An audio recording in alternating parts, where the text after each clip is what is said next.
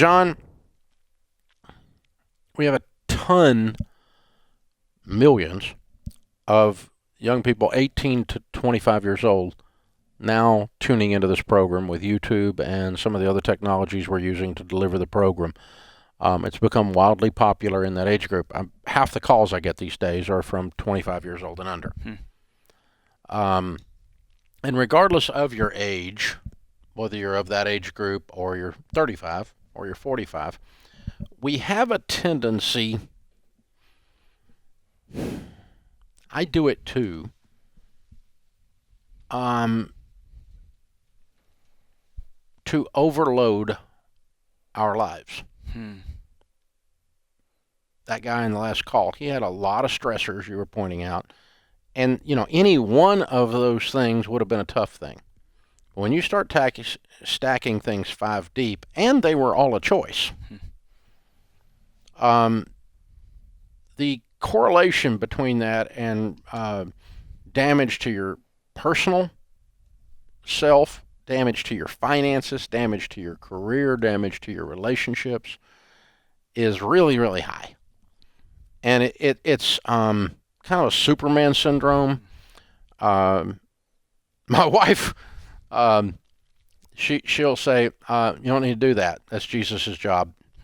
Stop being the Messiah. You can't do everything. You can't be everywhere. You can't do all this. You're stacking this too thick. That's Jesus' job. Only he can do that. You're taking responsibility for things you can't fix. You're taking responsibility for too many things you can fix, and it's getting too thick, and the camel's back is going to pop with one more straw. There seems to be a busyness, an efficiency. Maybe it's the iPhone culture. Well, we have a cultural pathology, if you will, like a psychological issue, which is you solve things by adding to. You solve things by getting another planner, going to get more candles, having a warm bath, yoga, and we never think that I can solve things by taking things away, by stopping things. That's number one. Number two, we have a cultural addiction to busyness. That is our bread and butter, right? If you do heroin, you do cocaine, they'll put you in a rehab program or put you in jail.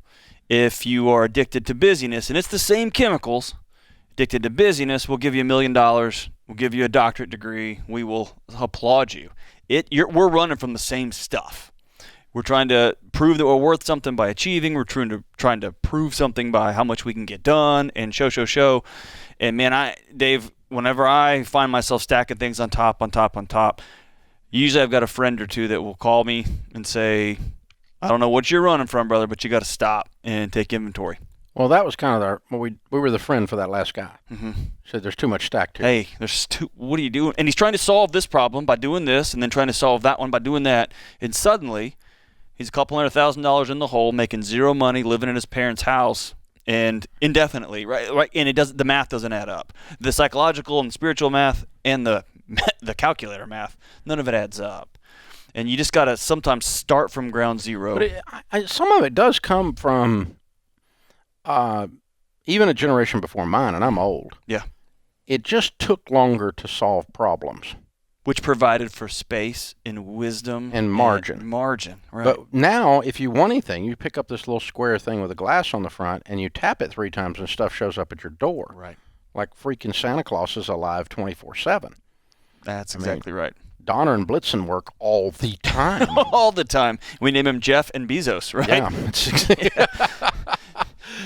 And it's just, and now it's not good enough that it comes in 2 days. It has to come same day. Right. And our efficiency, our productivity has gone through the roof, and our peace has not increased. In fact, it's decreased, it's not, right? You would think that if you got better at stuff, it was easier to do things, that you could chill a little bit and your peace would increase.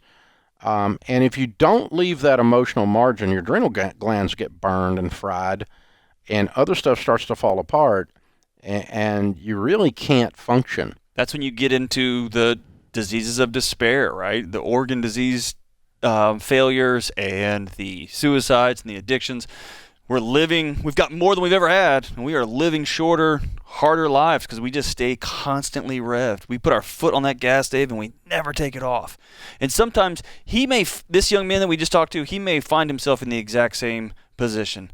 But when I feel like I'm on a house of cards and it's teetering off, it's best to stop, get somebody I trust, in this case his fiance, go sit somewhere and just start from the floor up and say, what do we have to do? This is that second or third call today we've had where people feel trapped in this either-or decision. And neither decision was good. No, and neither decision is an either-or, right? Yeah. And we just shove ourselves into these boxes. These are not unnecessary. multiple choice. No. It's not filling out a registration for a new app. No, man. Yeah. In other words, if you're making decisions, number one, you need to leave yourself some margin, some wiggle room, emotionally, spiritually, financially, relationally, or you're going to negatively impact the other things enough that it offsets any positive you did with the decision. And you have to be prepared. When you have margin, Dave, it's hard to be by yourself. It is hard to be. I spent a few days out in the woods by myself this past week over Thanksgiving. Man, I got bored. I got uncomfortable. I had time to think thoughts I hadn't thought in a long time. I had time to write stuff down. I mean, it was uncomfortable, right? You got to practice being by yourself. But yeah, I don't even have to practice that as much. I just need to practice not trying to solve all the problems in 20 minutes. That's right. Not trying to stack it so layered that there's just every ounce is squeezed out because one flat tire and the whole shebang goes out, right? Yeah, there's too much wood on the truck. I mean, when I used to cut wood, soul firewood when I was in college, we fill that truck up and it'd be like, the front right tires are almost wheels, coming right. off the ground. The thing's just dragging on the tires and, we've completely filled it up.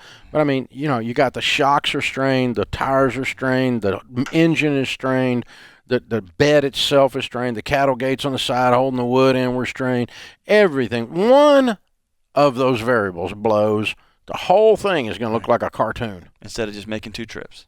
Yeah. Right? Just make 2 trips. I tell my little boy that all the time. Well, and now I got to go to the car in a few minutes, and I should take 2 trips with all the crap I got to carry the car. Instead, I'm going to have to pile it all up. I'll be dropping stuff on the way to the car. It's the same thing. Right. It's the same thing. And my point of bringing this up is not him, not the caller, because he's not doing anything wrong. He's a sharp young guy. Yeah. And they're going to do fine. They'll be all right.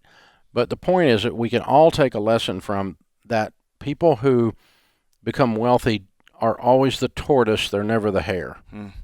They leave room for the plod along rather than the rush. The tortoise always wins. Every time I read the book. Right. Ugly little sucker. Every time. Every time. This is the Dave Ramsey Show.